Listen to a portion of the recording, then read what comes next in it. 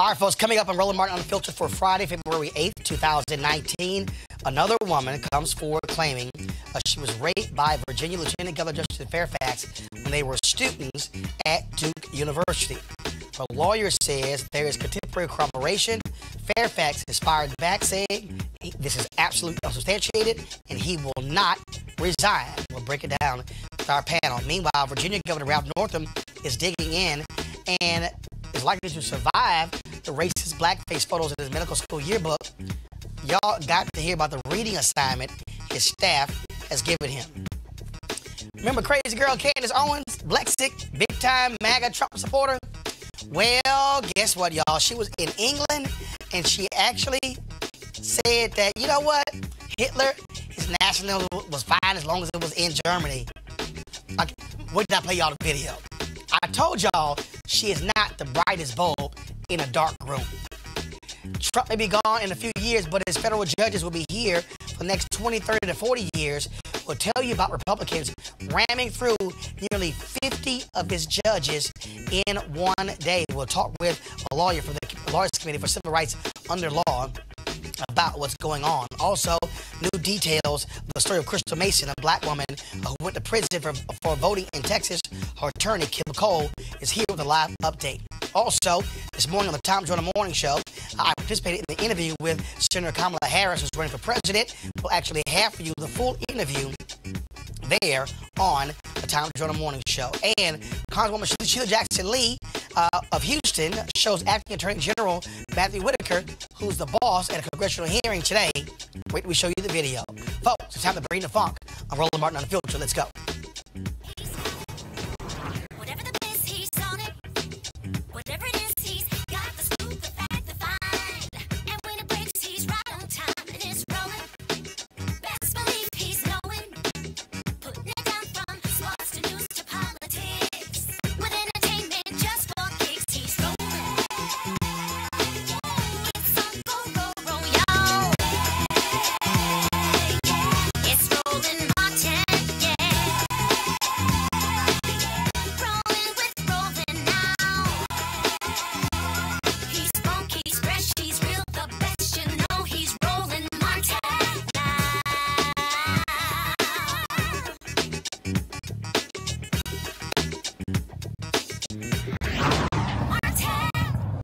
All right, folks, more drama in Virginia. Well, Lieutenant Governor Justin Fairfax took a major hit today when a woman who went to college with him at Duke University, she released a statement saying that she was raped by Fairfax when they were students at Duke, saying it took place in 2000. Now, in this particular statement here, we're gonna read the actual statement. And so this is what the statement actually says. And first of all, the headline is Request for Resignation of Lieutenant Governor Justin Fairfax. They say, we serve as counsel for Meredith Watson, who was raped by Justin Fairfax in 2000 while they were both students at Duke University. Mr. Fairfax's attack was premeditated and aggressive.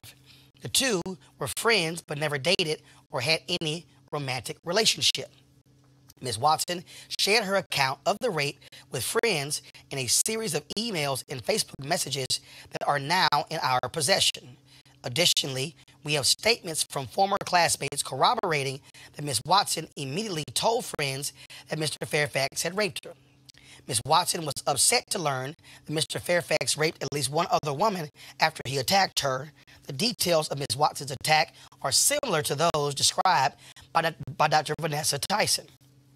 At this time, Ms. Watson is reluctantly coming forward out of a strong sense of civic duty and her belief that those seeking or serving in public office should be of the highest character. She has no interest in becoming a media personality or reliving the trauma that has greatly affected her life. Similarly, she is not seeking any financial damages. On behalf of our client, we have notified Justin Fairfax through his attorneys that Ms. Watson hopes he will resign from public office. Now, this is the statement that Justin Fairfax released. I deny this latest unsubstantiated allegation. It is demonstrably false. I have never forced myself on anyone ever. I demand a full investigation into these unsubstantiated and false allegations. Such an investigation will confirm my account because I am telling the truth. I will clear my good name, and I have nothing to hide. I have passed 2 full field background checks by the FBI and run for office in 2 highly contested elections with nothing like this being raised before. It is obvious that a vicious and coordinated smear campaign is being orchestrated against me. I will not resign. Right now, I want to bring up now our panelists here joining us to talk about this. First off, we have Malik Boyd, who was with us out of Philadelphia, and we also, of course, have Barbara Arnwine, Transformative Justice Coalition. So, folks, let's examine this. Now, first of all, the initial complaint with Dr. Vanessa Tyson says that he forced her to have oral sex in 2004. Okay, so that took place over the weekend, came public on Monday. So now we have this statement here. Now, her lawyer, who was also the lawyer for Gretchen Carlson when she sued Roger Ailes at Fox, they say that she told friends that it happened at the time. But are any of you surprised, though, that Justin, when he ran first as Attorney General, then for Lieutenant Governor, often talked about being a Duke graduate. Right. And no one said anything about this. Just what are your thoughts about, as you read this letter, not only that, she calling for his resignation, but not for him to be charged, not suing financially, and then also they say she has no interest in becoming a media personality or reliving the trauma that's greatly affected her life. Well, you're going to have to, that's going to be a part of this if you accuse him of this and say he should resign. What your thoughts? You want to go with that? Yes, well, first of all, I'm connected to both of their alma maters. Right. Okay. Because Scripps College is where I went to undergraduate. Okay. And that's where Tyson is tenured. A professor, yes. And I also went to Duke University for law school. So, I have this, real, feeling. First of all, Tyson has nothing to gain. Because Duke, let me be very clear, everybody, Scripps College is not going to be loving on her for this. This is not, that's not that kind of an environment. I went there. I can tell you it's mostly a white school. It is not going to be, giving her pats on the back. So she's taking a risk by coming out. There's no doubt that she will not be rewarded for this. I also think that the contempt, if it's proven, and it is substantiated that she actually, the second lady actually at Duke, had told people contemporaneously, then I think there's no other option for Justin Fairfax than to resign. I think black women have to stand up for other black women. And I think it's important for us to say that the entire rape culture of this society and within the African-American community has to end. So how do you, though, get to that point, though? Yeah. Because in order to get to that point, there has to be an investigation. Right. And there has to be, the witnesses have to actually be named and have their statements read. I mean, this is not one of those instances where you just sit back and say, oh, well, there's no proof. It's just he said, she said, no. And we know from watching what happened with Kavanaugh that more people will come forward. And we also... Because sounds like a pattern. But here's the piece here. We also have here where she frames this as he raped her. Yes. When Dr. Tyson's statement, they called it sexual assault because it was forced oral sex. Right. Now, I'm not a lawyer, I'm not a prosecutor, but I think when people hear rape, they hear that as differently than what Dr. Tyson described. Exactly. But the lawyers here say in their statement that that details of Ms. Watkins' attack are similar to those described by Dr. Vanessa Tyson. Right. So first thing is, I think every man on this panel is vehemently against rape culture, all right? But it becomes dangerous when you throw rocks and hide your hands. And that's, in essence, what that statement was. He raped me, but I'm not going to even finish the conversation. I'm just going to leave this thing out here and let it stick. In this kind of political climate, to your point, we have to get to the bottom of it with a full investigation. And I do appreciate the fact that Justin Fairfax did not attack her and said, listen, let's go as deep as we need to go on the investigation because I have no doubt that I'm innocent. But she has to come to the table. She's got to tell the story. Now, again, so Barbara, you said that witnesses are going to have to come forward and names revealed. That's right. And so, and then they say that she told friends in emails and Facebook messages, and then they have statements saying that that Watson immediately told friends that Mr. Fairfax had raped her. Right. What you're saying is those folks are going to have to come forward and say this actually happened. Absolutely. But also produce something that also corroborates it. Right. Well, I think that, it's going to be very, very important for this to get fully aired. because I don't think that we can have a situation where it's just his word against her word. I think it's very important against their word now. And there will be others. But her lawyers, though, are not calling for an investigation. Right. Well, and that's very, very interesting. And remember, you know, I mean, I think it's so hard for people to understand what it's like for a woman who has been sexually assaulted or raped. That they don't understand that you don't want the camera on you. You don't want to have to keep talking about what he did to you. That's emotionally not only harmful and hurtful, it's destabilizing to your entire existence as a woman. And I think that people don't understand that every time these lurid details are talked about what he did to her, first of all, what he allegedly did. Right, what he allegedly did, it just chips at you. But, like somebody taking a hammer to a building. But I can ask you this, flip it, though. Yeah. If you're Justin Fairfax. Right. And you say it flat out didn't happen. Right. Former Governor Terry McAuliffe has said he should resign.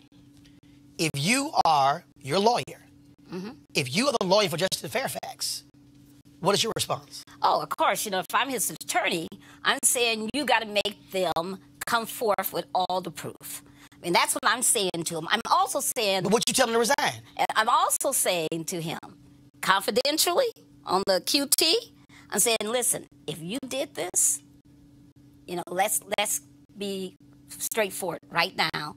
There's no sense in going down a long road of defending and how, you know, and all this, because all you're doing is destroying your entire career. It's already gone if it's true. But what if he says to you, come out. What if he says to you, Barbara, if you're his attorney, if he says, Barbara, this did not happen. Then you defend your client. And that's what you do as a lawyer. Would you tell him? No, but I'm asking you, though, a cause for resignation. Yes. If you're his lawyer. Yes. And he's saying, Barbara, I did not do this. They're saying I should quit. Do you tell him, quit, we'll try to clear your name? Or do you say, no, you don't leave, we're going to fight? I would, but you got to remember, it's me, right? No, I'm asking you. As a woman. That's why I'm asking you. And I would tell him, listen, we're going to make them produce the evidence. And produce these witnesses. We're going to make them do that. We can do it in camera, meaning, we can have it done secretively without it being in the public eye, or we can do it in public. But the bottom line is, you better be conscious that if this is substantiated, that you're now doubly, harmed. You're now doubly eroded. And it's not in your best interest to go down this road. Malik. So I agree with that, and I think that's very important. Yes. However, and I'm not a lawyer, right? But the right to face my accuser. You have now accused me, and so in the court of law, now bring it out. Show me the facts. And so, yes, there's this very delicate balance of someone having to relive such a traumatic event. However, the timing of it is quite interesting. But when is there a good time? Then there's never a good time. There's never a good time. But the timing and the facts that says, listen, this occurred, but I'm not going to tell you the rest of the story, and I don't want to relive it. In this space and time, I think it is justice on both sides for the story to come out. So I got to ask both of you. Yeah. We heard Democrats, especially women, who were saying with Christine Blasey Ford and Kavanaugh, believe all women. You had Republicans who were saying due process. Right. When Congressman John Conyers was accused. Yes. You had folks who were saying, oh, you got to go. Al Franken. Hold up, I'm not going there yet. Okay. You got to go. Right. Conyers folks were like, wait a minute, hold up. Due process. So the question is this. This is not, and again, I'm bringing up white men. I'm bringing up black men. Right. I'm bringing up anybody. Let's say a woman is accused of sexual harassment. And they have been. The question here is, can you have a due process conversation in a politically charged environment? Well, I think that you have to have an investigation. But what's the investigation? I think that listen, what they had the option of doing in the Congress on Franklin and everybody else was they could have done a congressional investigation. Okay, so It's an ethics let's do it fast. charge, right? Let's do it It's an Fairfax. ethics charge. He's a lieutenant governor of Virginia. Yes. Dr. Tyson said this took place in Boston, 2004. This woman, Meredith Watts, said it took place in North Carolina in 2000. So if there's an investigation, who does it? Well, in this case, it would be the ethics committee or whatever the committee would grievance committee would be In Virginia. In Virginia. Okay. It would absolutely be. So And you got to also worry. I mean, he needs to worry because I don't know what the statute of limitations is on rape. And by the way, rape is not necessarily in every state a requirement that there be what you call penetration. Right, precisely. And that it can be precisely what's been alleged in the Tyson statement. So what you would need to do here is that you would have to have a complete investigation, but he better be worried that the state does not open its own investigation and looking at its own possible charges. But here's the piece, though. Because they can do that. But here's a piece. He said, quote, I demand a full investigation into these unsubstantiated and false allegations. Such an investigation will confirm my account because I'm telling the truth. Yeah. He's not dancing. Absolutely. He's saying, Absolutely. bring the investigation. Please. Absolutely. Please. And you got to remember, Roland, I'm a lawyer, right? So I've had clients. I'm not a criminal lawyer. Yeah, you know that statement was vetted by lawyers. I have clients who in fact, my first ever case, I was telling somebody about this the other day, was a case that involved a client who had been telling the same story, Roland, for at least 7 years. Wow. We go to court. We've done depots, interrogatories. We've had, full discovery. We get into court, and the judge says, put your hand on the Bible, and she says, I can't. Wow. Okay? Wow. And I have told a lie. And all of us who were her lawyers almost fell on the ground. It was the most embarrassing situation ever. So we've had people say, oh, take it to court. We'll go all the way. I'm going to fight. I mean, so you never know. All I'm saying is it's good that he's called for an investigation. That's the right thing to do. I think it's important that if he knows in his heart, something different, that he does the right thing. If he knows that he's innocent, he ought to fight. But that's all the more reason for due process. Right. Because due process is what brought out that flaw in the case, right? Please, so you get to the point of due process and you find out the flaw either way. However, he's calling for it vehemently. He needs to get it. And I do think in this culture, because it's politically charged, unfortunately, we have to do full investigation. Yes. You got to bring your story. You cannot throw rocks and hide hands. And we were mad at the Kavanaugh situation because they didn't do Absolutely. a full investigation. Absolutely. And I think that would be a good thing to happen here. Let me real quick here. Let's talk about Ralph Northam. The new Civic Survey in Virginia says that 60% of the voters want Governor Ralph Northam to resign as a result of blackface photos. Just 24% of voters say he should stay. Now, for black folks, it's 64-27. Now, here's what's interesting out of all of this. Go ahead and bring Derek in our panel. I don't know why y'all had him sitting over there. Bring him in. Now, here's what's interesting in this whole deal. Okay, in Virginia, Northam is now basically saying, I'm not going to quit. And his staff is even giving him reading assignments. Y'all, so they've had him read Alex Haley's Roots. Oh, my God. They have him reading Ta-Nehisi's Coates' story in The Atlantic on the argument for reparations. And they got him reading some other books. And so Northam basically is about to shift this whole issue of making his governorship about race. So again, I got Malik, I got Barbara, Derek Holly, host of Reaching America on Demand podcast. First, Derek, I want to get your thoughts on the Fairfax story first, and then we'll talk about this Northam now focus on race stuff. Well, I'm from Virginia, grew up down there and all kind of stuff. So for me right now, it's just kind of crazy what's going on. And I think with Justin Fairfax, I think the right thing for him to do is call for a full investigation.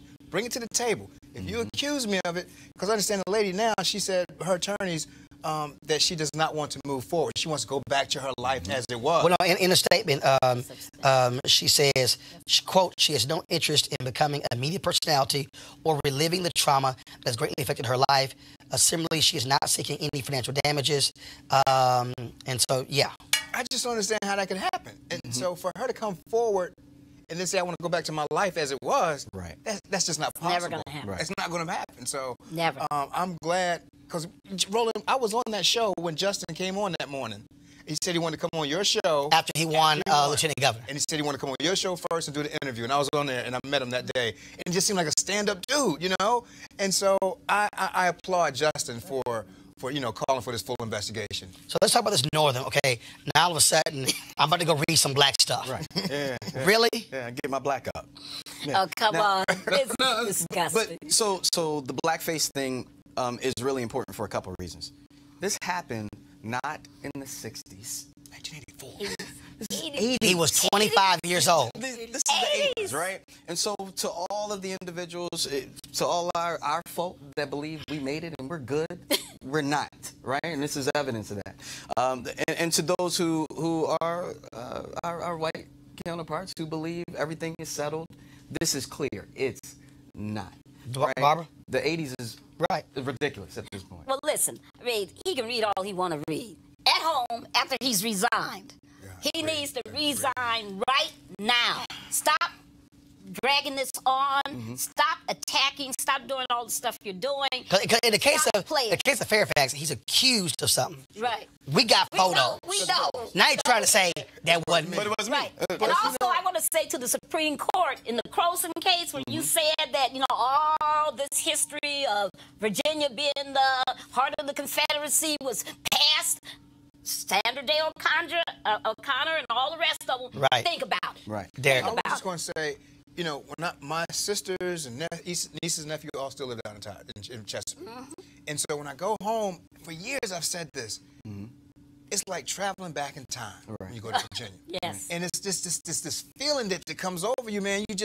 From everything from the state troopers laying up in the cuts when you're coming down, from the police hiding in the woods and everything, man. It's just crazy. Same as Alabama, same South as Mississippi. Texas, you name it. Louisiana, I'm just saying. I mean, it's like, and yeah, when you black, you feel it. You feel it immediately. You feel it. Yeah. All right, y'all. Let's talk about getting an update on the story of Crystal Mason, the black woman, of course, who was sent to prison because she voted illegally. Now, what's crazy about this is that she went to prison for tax fraud. She got out. She said she voted.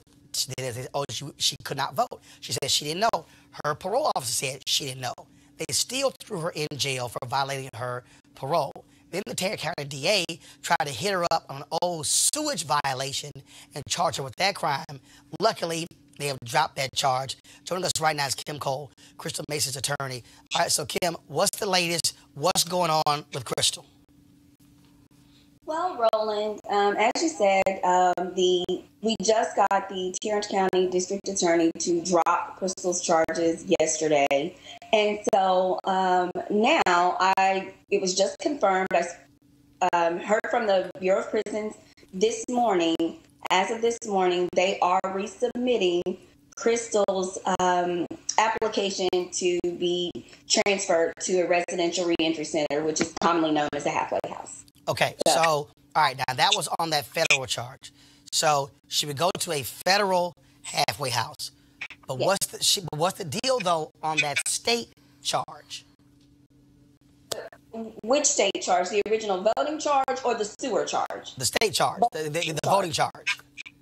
The voting charge is currently under appeal, and we are awaiting a ruling on that. So if she's able to get to this residential, this halfway house, how long will she spend time there? So she will probably have about 3 months left by the time that process goes through. So she'll spend perhaps maybe 3 months at the residential reentry center. And if there is no ruling on the appeal, Or if we win the appeal, she is free to go on about her life. Okay, cool. Well, we wanted to certainly, I know she goes to the member of Friendship West Baptist Church. Reverend Dr. Freddie Haynes, I was a member of that church as well. So he was texting me this morning, so that is great news as well. And so we're certainly going to keep covering this case and certainly keep the attention on because, frankly, what they're doing to her makes no sense whatsoever. So, Kim, keep up the good work. Thank you, Roland. I certainly appreciate it, and I want to. I know I don't need to give a shout out, but I've got to make it clear that Albert Roberts, who opposed the Tarrant County DA in this past election, was very instrumental in getting this accomplished, as well as the Arlington NAACP president, Alyssa Simmons. So. All right, then. We appreciate that. It's a great job, Albert and NAACP. So, Kim Cole, thanks a lot. Do it. Thank you, Roland. All right, now let's talk about Candace Owens. Now, y'all know, I don't believe for a second she is the brightest bulb in a dark room. She's the young sister who white conservatives have been just slobbering over because of her love for Donald Trump. And so Fox News puts her on television all the time, and she's been running from me, y'all. And in fact, when they had their rally at the White House, when Trump invited them all there when they had their conference here last year, first, remember, we were going to cover their conference, but then they revoked our press pass. And so we went anyway.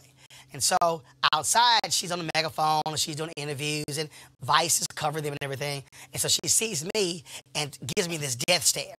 And like, what are you doing here? I was like, well, baby, I cover black stuff. And this ain't the first time I cover black conservatives at the White House. Okay. And then y'all, the death stare was hilarious. Now, y'all, this is me. That's how I was looking at it. And so then Paula Candace tells me, I blocked you on Twitter because you called me a coon and a salt and Uncle Tom. Now, any black conservative will tell you, I don't allow those phrases to be said on my show about them. I block people on social media who use those words. I've never called black conservatives sellouts, Uncle Toms, and coons. And I told Candace and her little minions, where the proof? Right. I'm still waiting. So she been running from me. Her little boy, Charlie Kirk, been running from me. But y'all, they were in England trying to launch Turning Point USA in the UK. A question gets asked. Charlie, standing right next to Candace, hand her the microphone. Press play. I actually don't have any problems at all with the word nationalism. I think that it gets, the definition gets poisoned by elitists that actually want globalism. Globalism is what I don't want. So when you think about, whenever we say nationalism, the first thing people think about, at least in America, is Hitler. You know, he was a National Socialist, but if Hitler just wanted to make Germany great and have things run well, okay, fine. The problem is that he had dreams outside of Germany. He wanted to globalize. He wanted everybody to be German, everybody to be speaking German, everybody to look a different way. That's not, to me, that's not nationalism. So in thinking about how it could go bad down the line, I don't really have an issue with nationalism. I really don't. I think that it's okay. It's important to retain your country's identity and to make sure that what's happening here, which I think is incredibly worrisome in terms of the decrease in the birth rate that we're seeing in the UK, is what you kind of want to avoid. So I don't have anything I have no problems with nationalism. It's globalism that I try to avoid.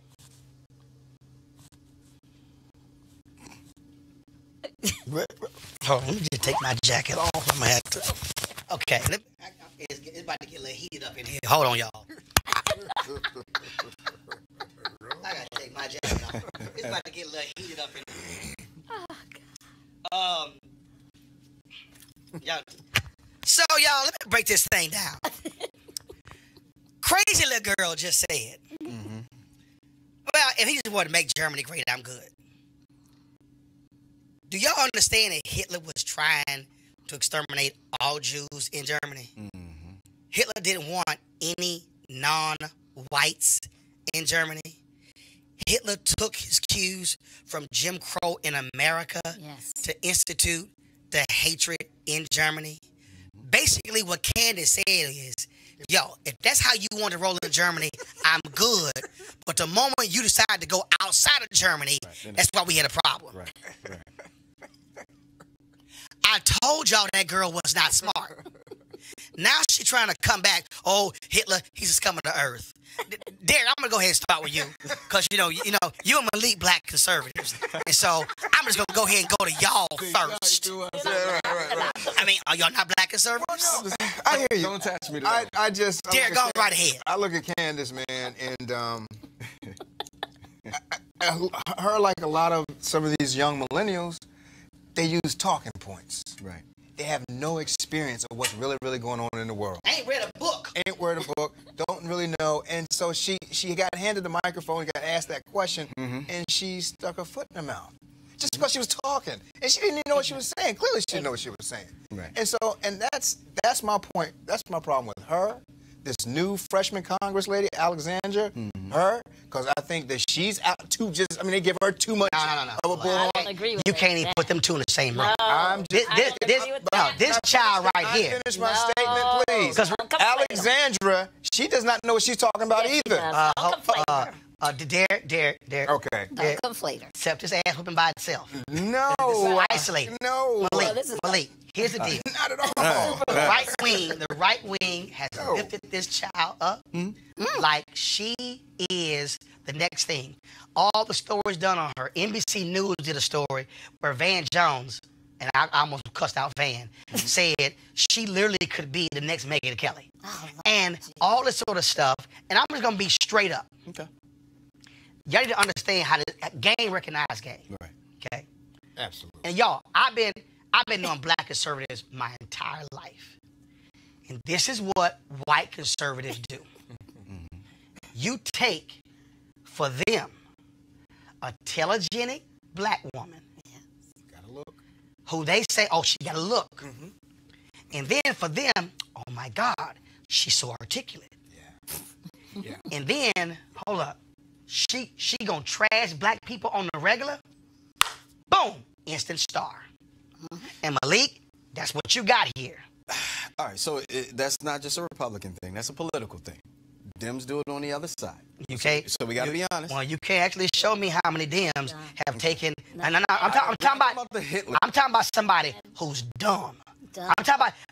I'm talking about somebody. We got a few. Oh no, him, Malik. All right. I'm just saying. They ain't that quick to go. Oh, we gonna elevate you to superstar status. I don't think.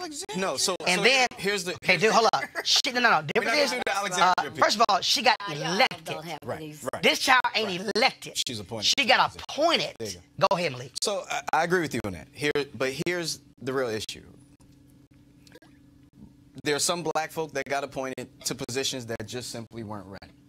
And we just got to call a spade a spade. She's one of them. And the challenge is those who are disenfranchised or feels disenchanted about the Democratic Party and they make a switch or they have whatever conservative values. You present this platform, you get elevated, you have no idea how to handle that platform because they didn't prepare you. But let me also be clear. Let me also be good. Just go ahead and say it because y'all don't want to say it. Where are we going? Let's just go ahead and say it. Good. It's been black conservatives like you and black conservatives like you, Derek. And I can go Shermichael. I can go Malik. I can go other black conservatives who they don't call. Yeah, but there's a but they'll quickly latch on to. There's a reason why. When Trump came to North Philly, I was in that room and sat with him. But I was willing to call him out on something in that room before he was president. There's a difference. Derek, I believe you're going to go in the room, you're going to call a spade a spade. Yeah. There are others that will play the role and go down the road. And that fame does not pan out. The sensationalism that a white conservative uses versus a black, the end result is totally different. Well, the problem is that she's stuck on stupid. She has not done any study, any analysis. They told her, since Trump said he's a nationalist, run with that. That you can't criticize nationalism. They told her that our line is we don't like globalism, and so that's right. They're just, right. You don't like globalism with a dude who's tried to open condos across the globe. Right. And she doesn't have good enough sense to know, because she knows nothing, because it's just empty. She doesn't even realize that she's standing on, she's standing in Britain and Germany. She doesn't even know the story of the Holocaust. I mean, she doesn't understand it. Hold on, let me finish now. I didn't interrupt you. You're right. Because, she is, if she were Diamond and Silk, we would all say, oh, well, that's the minstrel show. No, it is, It's the minstrel show without the need for blackface. Without the need for blackface. Come on. But what we're seeing here is somebody who they try to front as someone who's serious free thinker. Oh, yeah. And see, Malik, the issue here, the issue here for me again, this issue, and look, like I said, folks, I've known black conservatives for years. We've had black Republicans for eons. But the issue here is when white conservatives go, she's the one. Yes. And they put on television, they put her on radio, they elevate her, and she has no damn clue whatsoever. Right. I don't care how dumb you are. It ain't hard to say Hitler was evil. Absolutely. That's 3 words. I'm with you on that. And what you don't do is talk about, nationalism, and then you compare or co-sign a mass murder. Right? I mean, that's just stupid, right? But you want to make Germany great? Okay, I'm good with that. Here's a very dangerous. This is a very, very dangerous element that's happening right now with black conservatives. Go ahead. Black conservatives, unfortunately, those that are being pushed into that pipeline, they're using their social media influence to leverage this. That's a whole different ballgame. And so there are some people who are just saying wild things in order to draw the attention and try to push the talking point. Again, white conservatives can do that. Blacks, we get grinded up every time. And that was a dumb mistake. All I'm saying, y'all, is I can't wait to see now what the spin is. In fact, one of the people who they recruited in the UK has already said, yo, these some crazy ass people. I gotta go. I can't deal with these crazy people. But again, Candace and Charlie, I've offered y'all the opportunity to debate for at least 7-8 months. Y'all are more now. Y'all did the show at 3 floors above us. So y'all been to the building. I am more than willing for y'all to sit in these chairs right here I'll get up and have a conversation. Right here. You can't say I ain't never had black conservatives on the show. That's true. I got 2 right now. That's true. All I'm saying is, if y'all want to have a conversation, come on. But I'm telling y'all, go read a book or 2. Go try the ones Ralph Northam got to read before y'all come here. That's all I'm saying. All right, let's talk about federal judges. This week, the Republican-controlled Senate is racing to approve more than 40 Republican judges, mostly white men, and some rated unqualified by the American Bar Association. Now, guys, when I say racing to do this, literally no real hearings whatsoever. Joining us is Fred McBride, interim director of public policy for Lawyers Committee for Civil Rights Under Law. And basically, Fred, Mitch McConnell said we're going to have a conveyor belt. Elections do have consequences. But the difference here is that they literally are trying to put people on the bench who are grossly unqualified. I mean, they passed a dude last year who had never in his life filed a legal brief. Had never, ever been in a courtroom. No clue. Last year, they put on the bench one woman who's only 11 years out of law school. She's like 35, and she had no idea about the law. One guy at a hearing hit him with a question. He said, well, we didn't really cover that in law school. These are lifetime appointments to the federal bench. Correct. And they've been moving expeditiously to push these through. Interestingly enough, though, these current 44 this week, these current ones, they don't want the embarrassment that came last year with some of those. So some of these have served and sat on a bench, but their views have been deemed extreme, outdated, just in the interest of fairness. I mean, you have a potential nominee who cannot answer a question about whether or not Brown versus Board of Education was now that's what's stunning to me. This is the second one they've asked that, and they would not give an opinion, on whether or not Brown versus Board of Education was rightfully adjudicated. Right. And I'd like to emphasize this, Roland, because we pay so much attention to Supreme Court, like the Brett Kavanaugh last year, and it's like the Supreme Court. But what people don't realize, yes, the Supreme Court is the court of last resort, but the Supreme Court hears about 80 cases a year. So what about the cases that they decide not to hear? Right. They are decided at these district and circuit courts. We have to be concerned about that and fairness there as well, and not just wave a flag and talk and become active when we hear about the next Supreme Court nominee. And we got to care about these districts and circuit courts. And the people who are on this committee, the Senate Judiciary Committee, of course, it is the new chair is Lindsey Graham. You have Ben Sass. You've got Kennedy from Louisiana.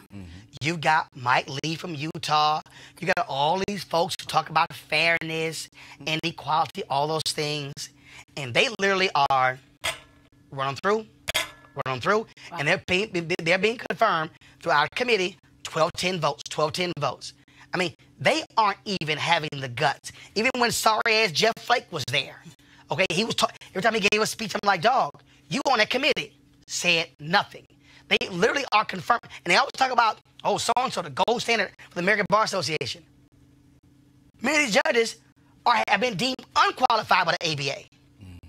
And be concerned, too, that the long-standing tradition of senators being able to oppose certain judges from their states is just basically being ignored now. Which is the blue slip. Right. And so what Mr. McConnell has done, the rule in the Senate, folks, has been that that normally what happens is the senators from that state say, we'll sign off. So, for instance, when Obama was president, the two senators from North Carolina, Barr and Tillis, rejected two black women who he had appointed to the federal bench, refused to even give them a hearing. Not even a hearing. McConnell is so dastardly in Wisconsin as a Republican senator, a Democratic senator. Both of them submitted blue slips. He said, I'm going to ignore you. He even ignored the Republican blue slip. Their deal is, no, the Fairness Society wants these people, we're going to put them all on the bench. You wanted to say something, I was going to say, one of the things we talk about, I attend a weekly meeting, conservatives, and you're right, they have appointed more judges than any other administration. Now, the part about the expeditiously, that's just moving forward now, because they have been delayed. Because every week they come in and report what's going on in the House, what's going on in the Senate, and these judges have been delayed. So now this new thing, I think they're moving expeditiously because it has been blocked for so many. Yeah, but first of all, delayed for how long? I'd say for the last few months they've been coming in talking about how they've been delayed. So now they're definitely trying to push these things through. No. Let me correct. They've been getting them through. Let me correct. They've been getting through. They've been getting them through. No. Because what's been going on is that there's been negotiation with Democrats, because what Schumer has been saying is we need proper hearings. Right. What they have done is to put on, and correct me if I'm wrong, Fred, they said, okay, we're going to put on 7 and 10 at one time. That's right. Exactly. And so as opposed to, I get to ask each person a question. No, I got to pick, okay, I got 10 people on up at one time. And then what they did was, to the point you're talking about, several of them were so embarrassing, they were like, okay, we're not going to do that. We're just going to go ahead and just submit their names and no hearings at all. Right. These 44, did they all have actual hearings? Not all. A lot of it is sort of like a slate process. Right. Let's get it through. And run them through. Add to your point, remember, we have a sitting president that says, I've appointed more. That's right. And he is actually reshaping the federal judiciary. Because the Republicans blocked 100 judicial appointments in Obama's last year at 18 months because they were waiting to see if they will win the White House. And I was going to say, what concerns me the most about it, and I am a conservative, is that these guys, as you said, they are elected for life. Yes. They're going to be on that bench forever. And so it concerns me having a young black son, because they're going to rule by the law of the land. And Malik, Most of them don't even look like y'all. Listen, we talk about this all the time. These are largely we do this locally, right? 72%. Hold on one second. Over 72% of all of his nominees Right. are white males. Absolutely. Only 10% are minorities. So you're looking at 90% white judges. But this is Talk about One black. fairness. Wow. But this is And the one black person. One black. They were looking at was 67 years old, and they said I'm too old because they only want judges who are between 35 and 50. Malik and Barbara. This is why elections matter and education and politics matters. We can no longer just vote with our gut, vote down ballot, and play these little games because we're now seeing the consequences of such. And let's ensure And that our this is- vote is counted. I'm sorry. Yeah, Barbara, go ahead. Barbara, go ahead. This is about them stop being stupid. You know, I sat with Clinton's people. I sat with Obama's people. I said your number one priority should be judges. Get it done, move it. Dems have not been smart when it's come to really moving aggressively on judges. And it is time for, and I think what I'm seeing is an awakening among the people where folks are finally beginning to realize my vote is tied to the judiciary, but the administrations that come in have to prioritize judges because all the vacancies that exist, I blame on the Obama administration in part because they could have done a better job. Well, no. Wait, Barbara, wait. Year 1 and 2. Barbara, wait. Year 1 No, and 2. hold on, Barbara, wait. When you say do a better job, now let's just be clear. Year- What Obama did is what Democrats do. They talk about we're going to be fair. Right. Patrick Leahy was the chair of the committee. He said we'll continue the tradition of the blue slip. That's what he said. He said so we'll have the process. I keep trying to tell y'all, They did worse than that. Republicans don't give a damn about fairness. Their whole deal is, But that's not pat that sucker. But here's the thing. Results. Democrats have to stop playing flag football in the Super Bowl. Yes. Hey. No, That's literally what it is. Hey, look, my philosophy is when you, I've never heard that, but I like that. my philosophy is when you get power, you use power. Use it. And I'm telling you right now, Right. if I'm Chuck Schumer and I get control of the Senate, It's on. let me tell y'all something. Right. That sucker gonna look like the speed train in China. And every time Mitch McConnell say something, I'll be like, show his ass the hand. Yeah. Because you sat here and changed the rules. I'm telling you right now, you think they ran through 40? I'll be like 80. I'm telling you right now, I would. Right. I wouldn't apologize for Jack. But Democrats got to decide whether they want to play hard They or they're going to be soft. Right. Fred, final comment, then we got to go. Yes. Okay, my final comment, I'm glad you mentioned voting. Yes. Because civil rights groups, we are concerned about fair, equal access to the voting, to the booth, Yes. and political participation. Yes. This current administration, 30 circuit court judges, Yep. 53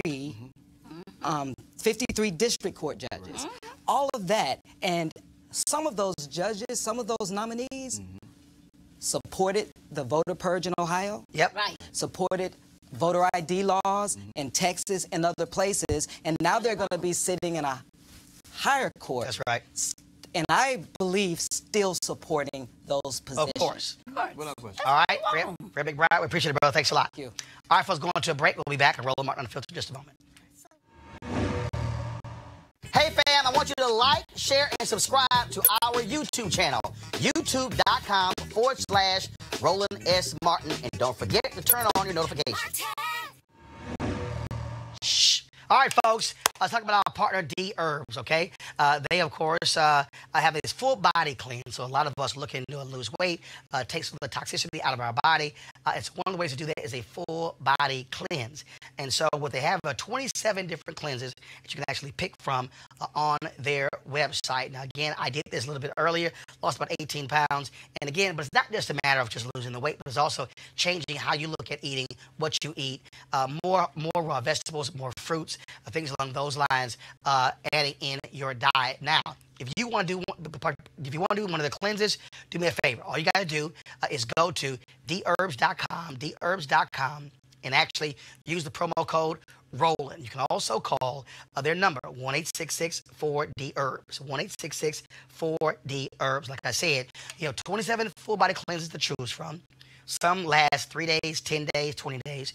They also have weight loss management cleanses as well. So again, go to their website, check it out, see what works best for you. I can tell you it was great for me. This is the third time I've actually done it. And so we have some other family members do it as well. So go to dherbs.com or call 1-866-4D-HERBS, 1-866-4D-HERBS, and be sure to use the promo code Roland. So we certainly appreciate them supporting Roland Martin Unfiltered.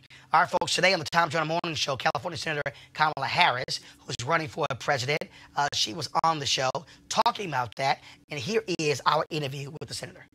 It, of course, is a great day. We are, of course, in the throes of a presidential campaign, and one of the folks, of course, who announced on King Day, California Senator Kamala Harris. Senator, how you doing? I am very well this morning, Roland. How you doing? First of all, for all the black people out there, let's just get straight. Is it Kamala or Kamala? It's Kamala. Just Thank you. Calm. Just think of calm. At least I try to be most of the time. I keep hearing folks throw all these different names out. So I'm like, you know what? Let's go ahead and be straight. Senator Kamala Harris. So first off, there you go. One of the things that we have seen since you announced so much attention on your record as a prosecutor. How are you going to deal with those issues where you have some folks who say that you were too tough on crime, that you were not responsive to the needs of African Americans? Can you speak to the critics of your record as a prosecutor? Sure, absolutely. I mean, look, my parents met when they were active in the civil rights movement. I was born knowing the disparities, the flaws, and the injustices in the criminal justice system. And that's actually why I made a decision to be a prosecutor, because in my mind, we have to change and reform systems in all places and from all angles, including being in the room where the decisions are being made. And that's what I chose to do. And listen, Roland, let's be clear.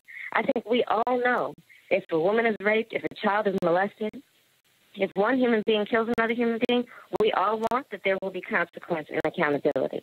And we know that no parent should have to sit their son down and tell him when he turns 12 years old that he may be arrested or killed because of his race. So there is a whole lot of work to do, which is why when I was a prosecutor, I did initiatives that were groundbreaking initiatives, like Back on Track, which you and I have talked about over the years, where I was one of the first DAs in the country to focus on young offenders and getting them jobs and counseling. And when I was doing this, there were DAs around the country saying to me, why are you're supposed to be locking people up, not letting them out. And I said, no, because that's not a smart approach. We need to get jobs. We need to get support for these young people, because if we want to be smart on crime, let's focus on prevention and not only reaction. So I stand by my record, but there are some people who are going to, just say you shouldn't be a part of the system ever. And I don't know that I can ever appeal to that perspective. But I know in my heart and my soul and in the work that I've done that my objective has been about public safety and reform of the system. Senator Kamala Harris, do you have a black agenda for your campaign? And by that, I mean, I know that you are obviously a black woman, and still people are talking about that. But also as a graduate of HBCU, you have an insight into this. But in terms of your plans, because, we're talking about unemployment for African Americans and education and things like that. And people want to know that they're being represented and thought of as this campaign goes on. Absolutely, absolutely. And I challenge all candidates to have a black agenda.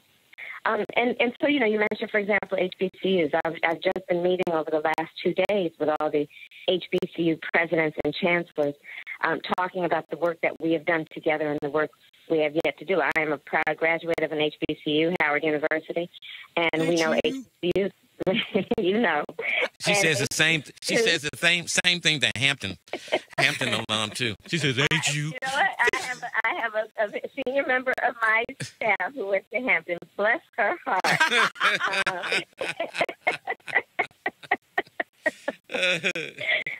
But so the Black agenda has to be about all issues, right? Because what we know is that when we are talking about our community, all issues impact our community, and the members of our community care about all issues. But let's start with HBCUs as an example. HBCUs produce 25% of all African-American STEM graduates, right? So that's in sciences, that's in technology, engineering, math. And so we've got to do the work of supporting our HBCUs, and that's the work I've actually been doing when I've been in the Senate as well around support in terms of federal dollars. Preach. We've got to deal with the wealth gap. Black families hold $5 of wealth as compared to $100 of our white counterparts. That's real. These disparities cannot be denied. Black home ownership, we're looking at 40% versus white home ownership, which is 73% of the population. So, again, disparities. When I was fighting the 5 big banks during the foreclosure crisis, I'm going to tell you, up and down my state of California, but across the country, Black families were devastated because what we know is our biggest financial asset, our biggest source of wealth, the thing that allows us to put our children to college and retire with dignity, is buying and owning a home in which we take a great deal of pride. And so these are issues that I think about and work on. I have a proposal for how we need to change the tax system, and in particular around looking at families who make less than $100,000 a year and lifting those households up with a tax credit that they would receive of $6,000 a year, but they can collect it as $500 a month. Because what I know is that almost half the households who make less than $100,000 a year in this country are a $400 emergency away from devastation. And as it relates specifically to Black households, this initiative would lift 60% of Black households out of poverty. So those are some of the issues. We can talk about voting rights. We know when we look at Stacey Abrams, when we look at what happened in Florida with Andrew Gillum, we know we still have so much work to do because after 2013 and the devastation that the Supreme Court caused to the Voting Rights Act with Shelby v. Holder, we had over 22 states at least that put in place laws that were discriminatory against Black folks being able to vote. In fact, in North Carolina, the Court of Appeals said specifically, and I quote, that the law was created with surgical precision to prevent Black folks or to deter Black folks from voting. So that's another issue. And then, of course, there is the criminal justice issue and what we need to do around arrest rates, around incarceration rates, around what is happening in terms of the killing of unarmed Black men and women, and what needs to happen around massive change and reform around a system of mass incarceration, a failed war on drugs. And I will tell you also, when I am elected president, I will change how this Department of Justice has been running recently, where they have shut down their pattern and practice investigations around bias and prejudice in police departments, and they have not been enforcing consent decrees. So I could go on and on, but there's an extensive agenda. And here's how I also think about it, just for the team. It's when we talk, we've got to also understand that Black America's agenda needs to be America's agenda. And that's how I think about it. Okay, Senator Kamala Harris, you and Cory Booker are running for president, and I'm Black, and I'm split. Who do I vote for? Who's really, Tom? I vote for somebody Black. There's Cory Booker and Kamala Harris. Are you splitting the Black vote? Just don't vote twice. Well, I'm not in Chicago. Hold up there. Right. And will we have government after next Friday? Oh, I really do hope so. It's just outrageous how this man is playing politics because of his vanity project called a wall. I really do hope so. Yeah. All right. She's running for president. Senator Kamala Harris. And it's pronounced Kamala. As in calm. Like, stay calm. Keep up the great work, Senator. Thank you so much. I appreciate you, everybody. Have a good day. You too. All right, folks. Let's do this here. Let's get y'all thoughts real quick. Out of all the candidates running, you've had a lot of Black folks who've been far more critical of Senator Kamala Harris than anybody else. What do you make of what you're seeing in terms of the criticism and critiques of Senator Harris? What do you think is behind it? we're hurt. There are expectations that were not met in our community with the last administration. They're not up for the same program again. And then you have candidates that are trying to ride on the same plane and same program that Obama is doing. That's not going to happen. So what we're seeing in the media is that clashing of folk going, bring the right agenda. I said it for several years. Right. I said it. Can't nobody sit here and say, oh, Nathaniel's no. I said several years ago that the next black candidate will not get the same runway that Obama received. No. Because, and again, black folks can't sit here, and follow me here when I say black folks. And see, I love these people out here who want to say, oh, it was black elites. No. Right. I got the damn receipts. Right.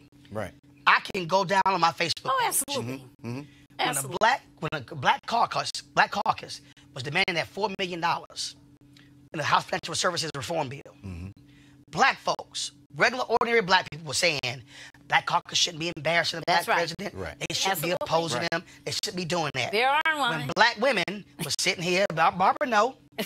See, I'm trying to let y'all know. When Obama, when he first appointed a woman, I was like, yo, he ain't no black women.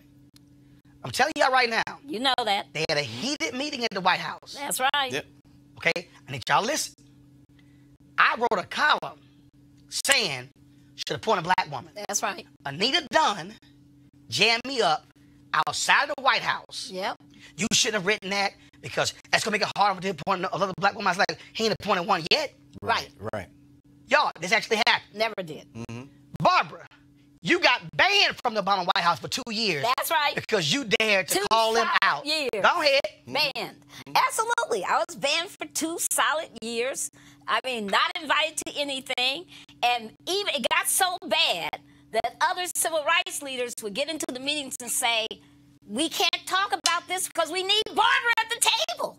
You know, we can't, what are we doing? Why are we here? She's the expert. She's the leader. What are you doing? And they would not invite me. They were so angry with me because I said they should have nominated a black woman for the Supreme Court. I said, where are the black women cabinet members? I called this stuff out. Just let y'all know. They were mad. And let y'all know. Look, mad. When he appointed Merrick Garland, I was on the air like, hell no, don't appoint a white man. I'm like, the strategic thing is to appoint a black woman to the Supreme Court. I said it's going to play a role in turnout in November. All that sort of stuff like that. Right. And so what you're seeing here is you're seeing this pushback against her. Yeah. And here's the piece. And also, let me also be real clear. All these folks who act like it's new for Black Agenda. Right. I run 3 black newspapers. News editor of Black Magazine. Editor-in-chief of BlackAmerica.com. Worked for 3 black cable networks. Been talking to Black Agenda my whole damn career. I ain't new at this. Okay? Some other folks are brand new at this. All right? So when you talk about Maynard Jackson's agenda, I've been talking about that for 20 years. So take that bullshit somewhere else. Or you think all of a sudden those questions have not been asked. And so, but every candidate, not just Senator Harris, not just Senator Booker, I'm telling you, Bernie, I keep warning him. Yeah, he's gonna get work too. You better chill. Talk about identity politics. Absolutely. He's crazy. But here's the thing. I keep warning them. How is it that the electorate, and we've got to challenge ourselves. How is it that we can curse out our favorite team for their non-performance, but we don't have issues, or we have issues with stepping up and critiquing our political folks? And also for y'all black folks who all y'all comment on YouTube right now. Right. If y'all only asking for a black agenda for the presidential candidate, and you ain't said the damn thing to say anything about your black mayor, or your black city council members, or your county commissioners, or your state reps, or your state senators, or your governors, don't come all of a sudden now. Because you don't come now. Down ballot while your ward leader just gives you that little slip when you walk in. Don't even know your judges. Don't all of a sudden start hollering black agenda. Absolutely. If your ass ain't been voting for the district attorney. Down ballot. Don't be talking about criminal justice reform and Senator Harris if you ain't been checking the judges. That's right. Who you been voting for in your own city. See, some of y'all don't want to have that conversation. But we gonna go ahead and move on. Well, I'm just letting y'all know some of y'all don't want to have it. Final comment. Go ahead. Yeah, I think that people got to remember that a whole lot of black folks were pissed off with Hillary Clinton because of her criminal justice agenda. That kind of scar, black people aren't going to be forgiving of. There's a whole host of black. No. We'll see. Hold on. Because they say jack about Joe Biden. It was his bill. I'm about to say. And Joe Biden will get his comeuppance also. He got to deal with it. He's going to have to deal. Okay. All of them are going to have to deal with it. And a whole lot of people out there keep telling me, Roland, that they want to understand who the hell Cory Booker is. Well, here's the because thing. You got to remember, a whole lot of black folks don't know who he is. But because, again, he was in Newark. He was a mayor. Right. He ran for United States Senator. Yeah. At the end of the day, look, guys, understand. The first debate's not going to be around until July or whatever. And so we're going to be asking these candidate questions. People are like, oh, Roland, why don't you ask Kamala this? Y'all, it was a 7-minute interview. Right. It was me, Tom, Sybil, okay? Right. You ain't going to get more than 4 damn questions in 7 minutes. If you're lucky. Okay? But I can tell you that every person running, we're going to make the effort to do a sit-down one-on-one with them, and they choose not to sit down, but then we're going to tell y'all. But those questions are going to get asked, all right? But go to our next story. One of the men who beat black activist DeAndre Harris in Charlottesville in the summer of 2017 has been found guilty of the charge of malicious wounding. And now, here's a video, y'all.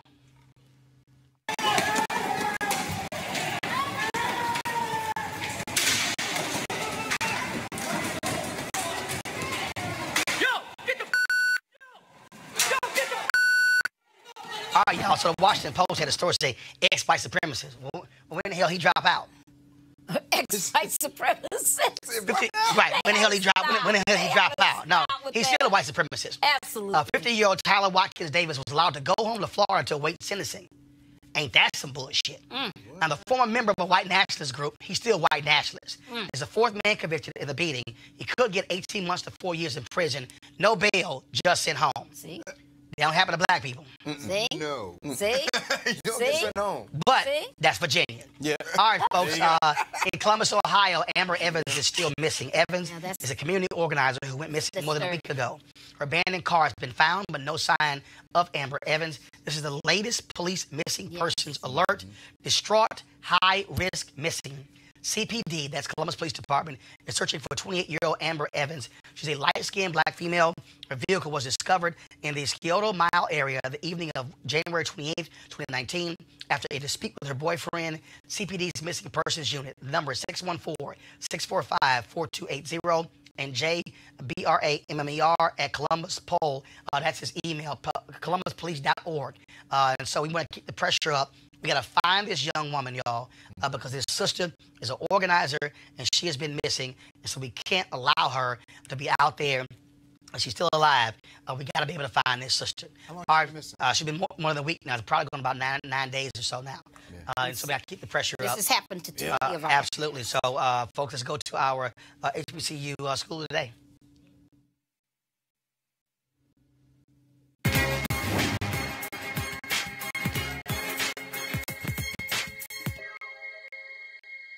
Mistakes are a fact of life. It is the response to the error that counts. Poet Nikki Giovanni.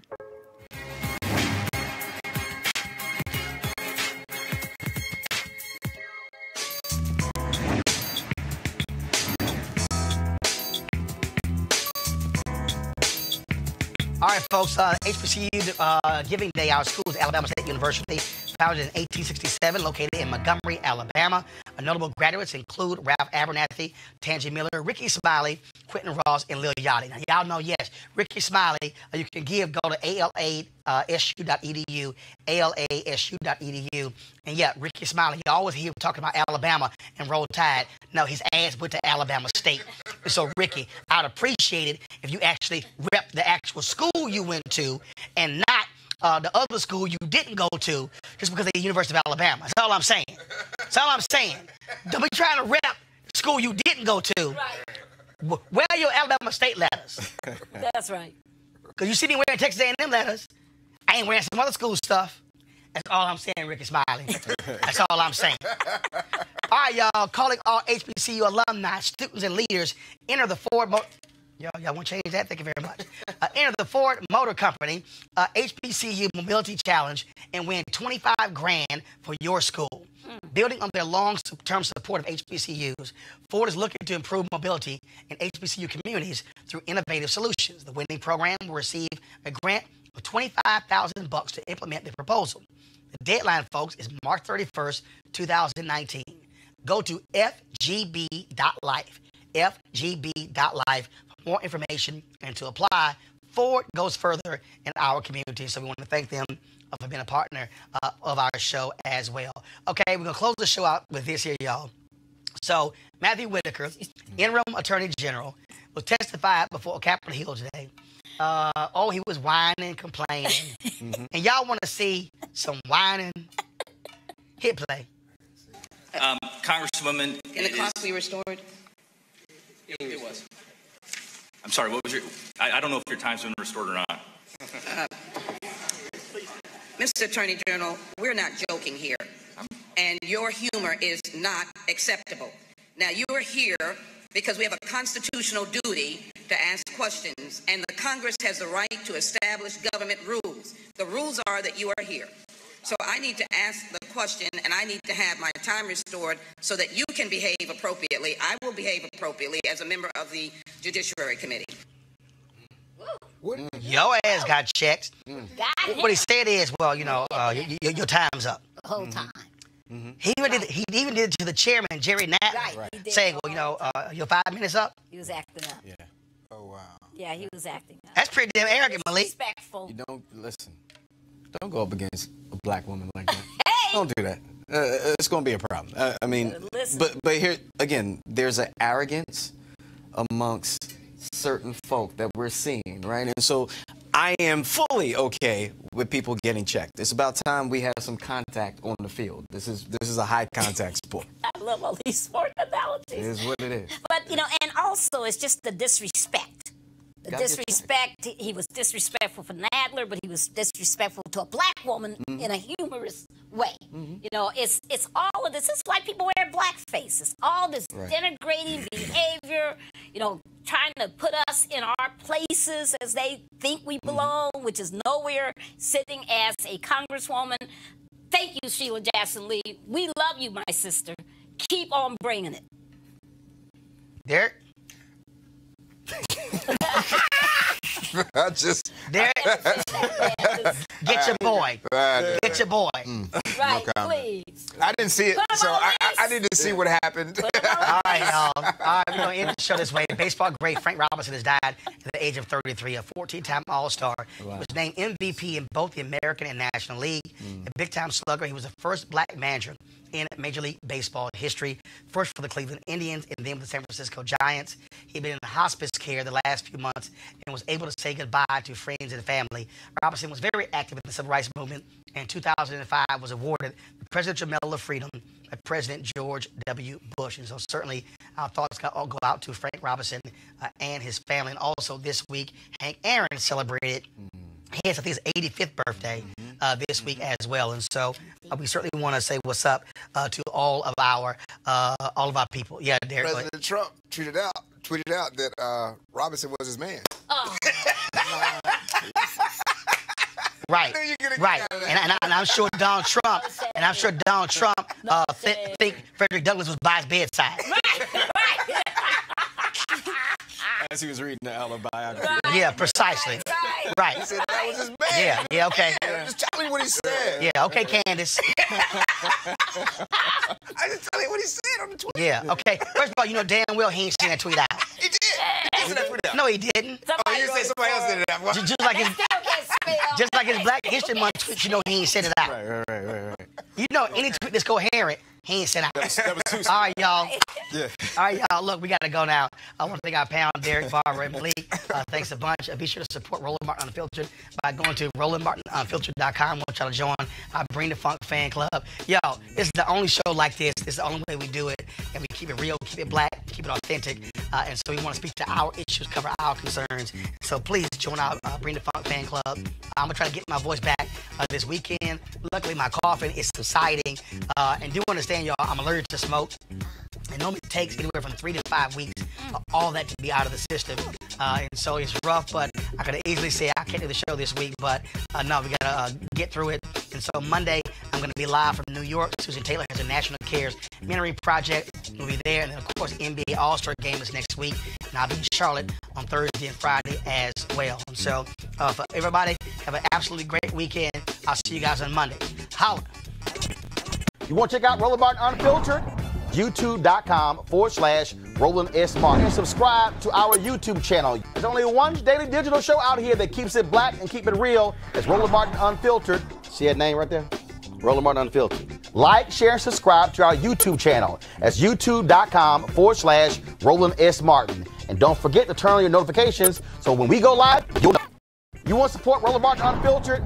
Be sure to join our Bring the Funk fan club. Every dollar that you give to us supports our daily digital show. There's only one daily digital show out here that keeps it black and keep it real. It's Roland Martin Unfiltered. Support the Roland Martin Unfiltered daily digital show by going to RolandMartinUnfiltered.com. Our goal is to get 20,000 of our fans contributing $50 each for the whole year. You can make this possible. RolandMartinUnfiltered.com.